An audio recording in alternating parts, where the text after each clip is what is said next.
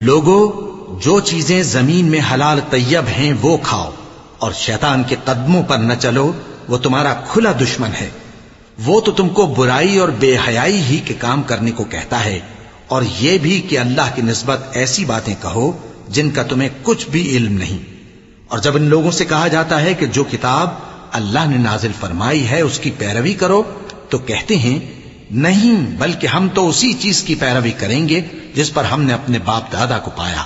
بھلا اگرچہ ان کے باپ دادا نہ کچھ سمجھتے ہوں اور نہ سیدھے رستے پر ہوں، تب بھی وہ انہی کی تقلید کیے جائیں گے۔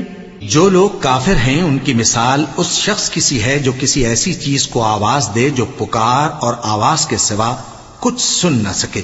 یہ بہرے ہیں، گونگے ہیں، اندھے ہیں کہ کچھ سمجھ ہی نہیں سکتے۔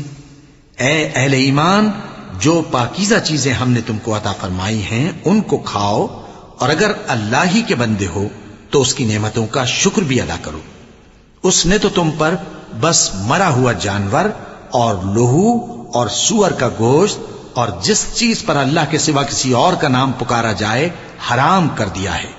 ہاں، جو مجبور ہو جائے، بشرطے کہ اللہ کی نافرمانی نہ کرے اور حد ضرورت سے باہر نہ نکل جائے، اس پر کچھ گناہ نہیں۔